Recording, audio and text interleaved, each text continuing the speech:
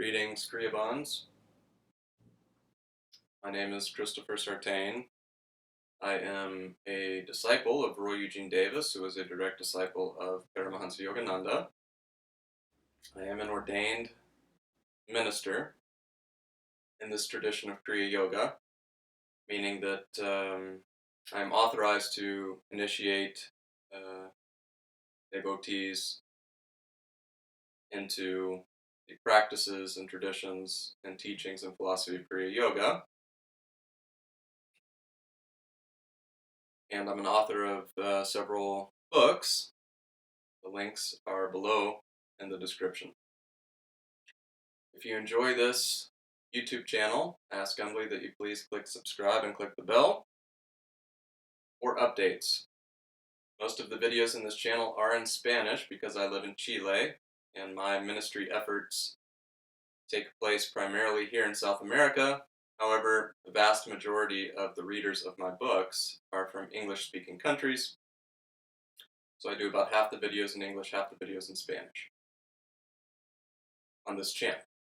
Today, I want to discuss Kriya Pranayama. I'm not going to demonstrate the procedure. However, I would like to explain why we do Kriya Pranayama, how it works, what are the benefits, and the purpose of Kriya Pranayama.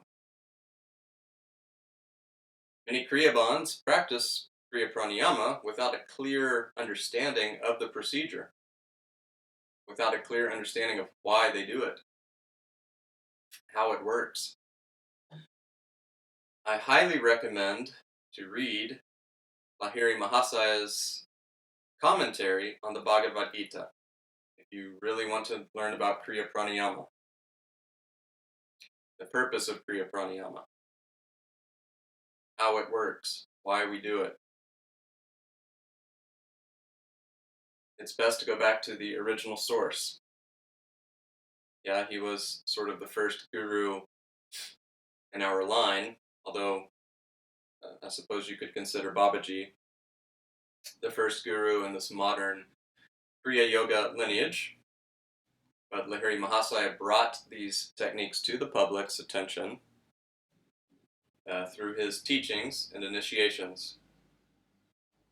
He had several famous disciples who then popularized these techniques and this tradition even more.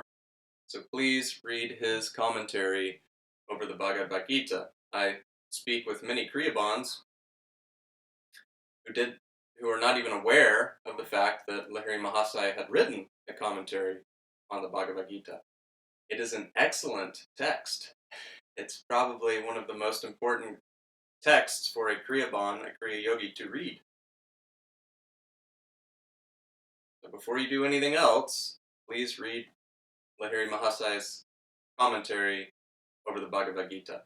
Usually it is sold with another commentary on the Gita from Sri Yukteswar, Lahiri's most famous disciple. It's usually sold together in one book. In that book, Lahiri Mahasaya describes the process that occurs within the energetic nadis when we perform pranayama correctly. There are three primary energetic channels or nadis along the physical spine in the human body.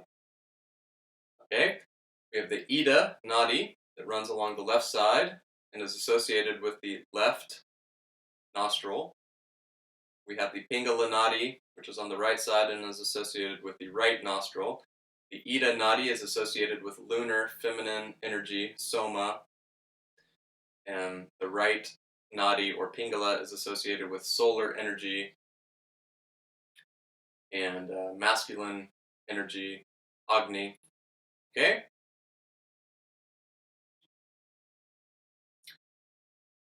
Lahiri Mahasaya says in his commentary over the Bhagavad Gita that generally speaking, there is too much energy on one side or the other, or prana is flowing predominantly in the Ida nadi or the Pingala nadi, and this is always occurring. We always have one nadi that is dominant throughout the day. The dominant nostril changes. In other words, we breathe more deeply through one nostril for 2 or 3 hours, and then that changes. And we breathe more deeply through the other nostril for 2 or 3 hours, and this changes all day. It's a scientific fact. Okay? Because the breath is associated with prana and the nadis, when we have more air and oxygen and prana coming in through the right nostril, we are pingala dominant during that time. Okay? For a few hours. Likewise, when we have more breath, more oxygen, more prana flowing in through the left nostril, we are Ida dominant during that time period. This causes a lot of movement in the physical body as well as the energetic body as well as the mind. All of the koshas are connected. We have 5 koshas. I have a book about the 5 koshas called The Sacred Science of Yoga and the 5 Koshas, where I discuss the 5 layers of our being that cover the Atman or soul. They are all interconnected, meaning they all affect one another. If something is occurring in the physical body, it also has an energetic effect and a mental effect. If something is happening in the energetic body, or pranamaya kosha, it has a physical effect and a mental effect. If something is happening in the mind, at the mental layer, or manomaya kosha, it has a corresponding physical effect and energetic effect. All of the layers or koshas are interconnected. They all interpenetrate one another and affect one another. Okay? So, typically, we have one nadi that is dominant throughout the day, either Ida or Pingala. And we have more prana flowing in one nadi than we do in the other. This state of imbalance creates movement, creates vrittis, creates fluctuations. Okay? Therefore, when we have more prana flowing in Ida or Pingala, this means that we are not in a state of equilibrium or harmony. There is a state of disharmony, of imbalance. This state of imbalance creates movement. Okay? These movements create fluctuations or vrittis, which creates a state of restlessness. In other words, there's not stillness. In order to have stillness, we must have balance. In order to have balance, there has to be an equal flow of prana in Ida and Pingala. When we create equal flows of prana in the right and left sides, we create equilibrium and we create balance. Where there is balance, there is stillness. Where there is stillness, there is balance. I recommend to contemplate this fact. You might say, oh, well, that's common sense, that's obvious. Not to everyone. And it's worth contemplating. It's really worth contemplating deeply and profoundly the basic fact that when there is balance, there is stillness. When there is stillness, there is balance. That's why it is highly recommendable to do nadi shodhana, or alternate nostril breathing, prior to the practice of Kriya Yoga and meditation. When we perform Nadi Shodhana correctly, I recommend to do at least 12 rounds minimum. We balance the flows of air, oxygen, prana, in the nostrils, which also creates more coherency between the two hemispheres of the brain, which is also good preparation for meditation, for anything really that you're going to do, any activity. And it creates a balance or equilibrium between the right side and the left side of the body, of the nose, of the brain, and energetically in your pranamaya kosha, your astral body, energetic body. There's a state of balance and equilibrium between lunar and solar forces, between soma and agni, between masculine and feminine. When we reach this state of balance and equilibrium, we create more stillness in our being, and there are fewer movements or vrittis, or fluctuations, or changes, or vibrations, which allows us to meditate far more easily. Many of the ancient yoga texts say that the purpose of yoga, asanas, pranayama, pratyahara, dharana, everything that we do, is to bring prana into the Sushumna Nadi, which is the central nadi along the astral spine.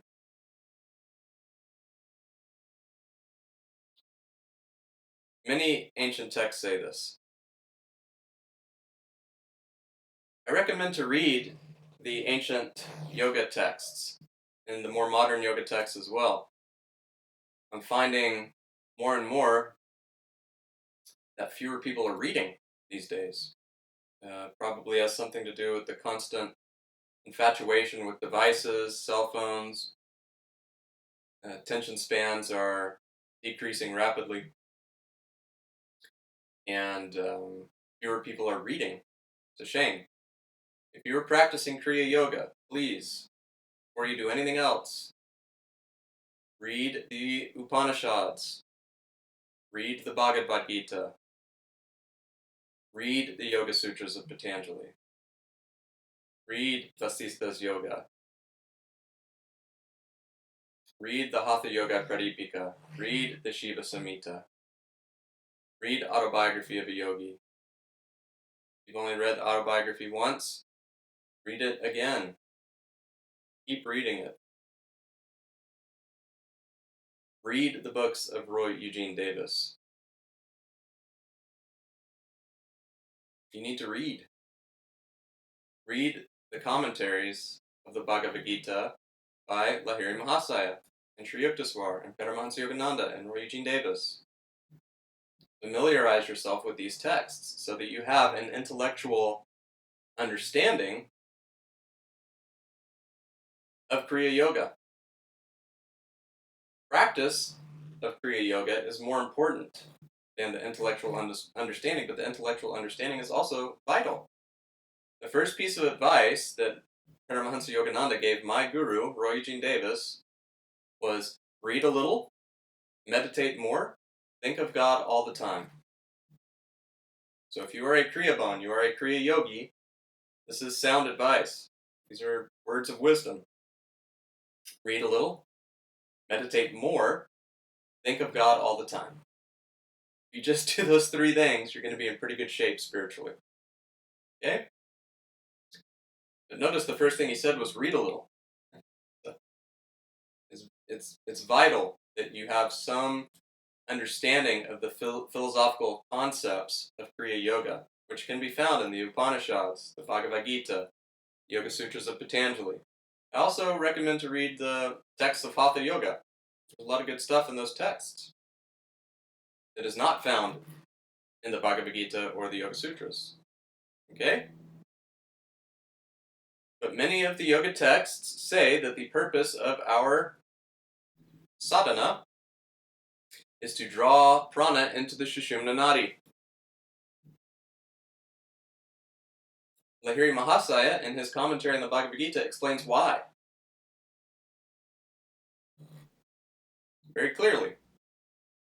He says, when prana is flowing predominantly in Ida or Pingala, we have a tendency to have more vrittis, more fluctuations, movements, distractions in our being, and also our attention in prana tends to flow outward toward the objects of the senses, toward thoughts, emotions, desires, memories, all of these things that are external to the soul, to our essence. So when prana is flowing predominantly in Ida or Pingala, which is always, by the way, our attention tends to flow outwardly. It is only when we draw the prana, according to Lahiri Mahasaya and other ancient texts, it is only when we draw the prana into the Sushumna Nadi that we are able to internalize our attention and prana, which is pratyahara. If you notice in the 8 limbs of Patanjali, really the 8 steps of Patanjali, pranayama comes before pratyahara. If we practice pranayama correctly, properly, especially Kriya Pranayama, pratyahara occurs automatically and organically, without effort. Why? Because the prana is flowing in the Sushumna Nadi. Lahiri Mahasaya says that in order to get the prana inside your Sushumna Nadi, you first have to balance Ida and Pingala. When Ida and Pingala reach a state of equilibrium, prana automatically enters the Sushumna Nadi through a mysterious process that we don't fully understand. However, it is true. 100% accurate. When Ida and Pingala are balanced in a state of equilibrium, solar, lunar energies are in a state of balance, prana automatically enters into the central channel or Sushumna Nadi. When this occurs, our attention and prana is drawn inward, and we are able to practice the next steps of dharana, which is concentration, and jhana, which is superconscious meditation or uninterrupted concentration, a thought-free state of superconsciousness.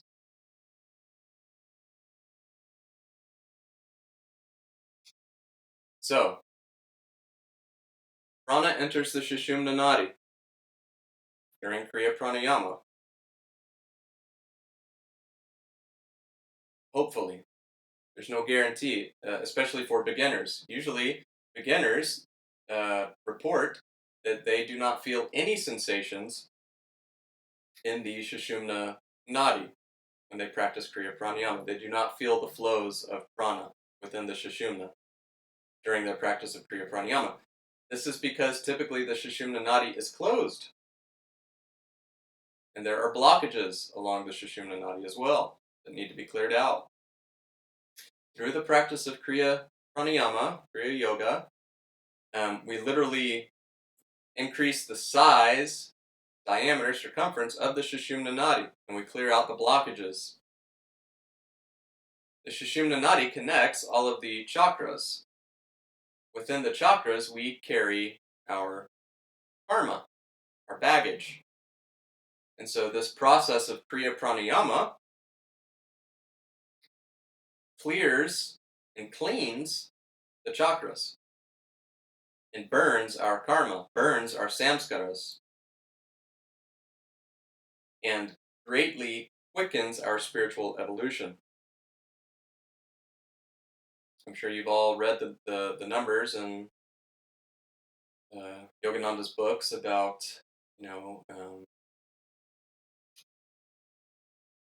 total liberation of consciousness, moksha, typically requires 1 million years of natural evolution, many incarnations, without sadhana, without spiritual practices, without practicing meditation, all these things.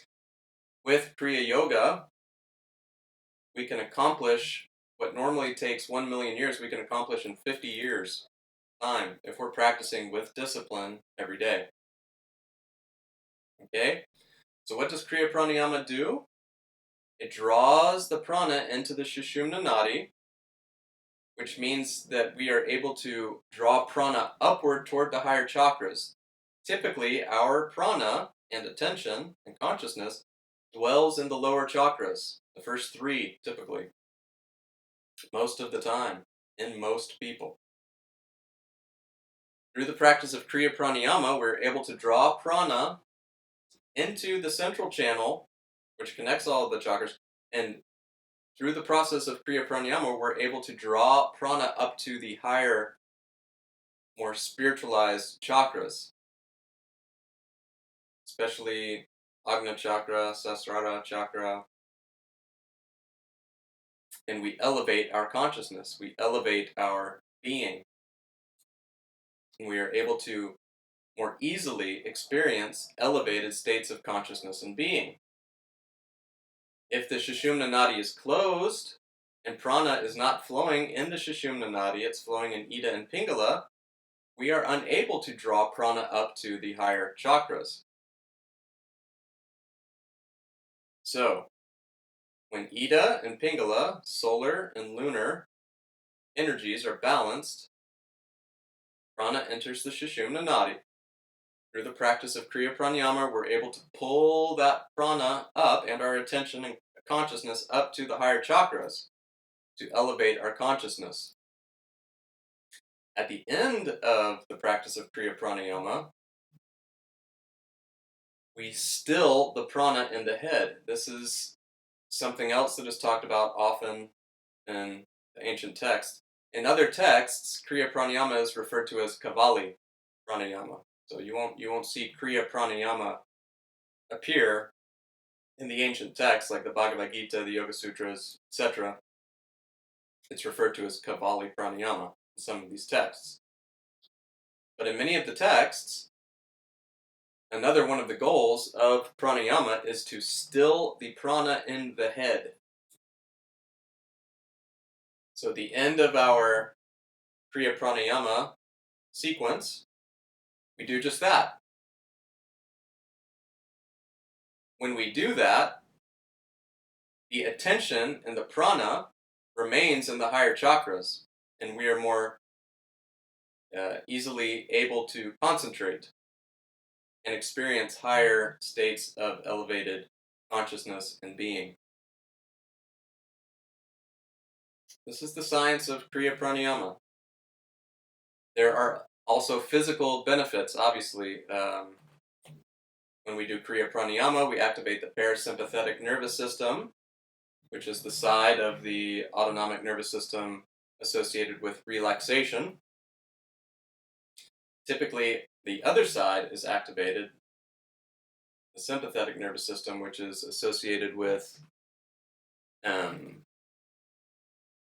the fight, flight, or freeze response, and is associated with the release of adrenaline and cortisol and all of that, and creates inflammation in the body, a lot of health problems.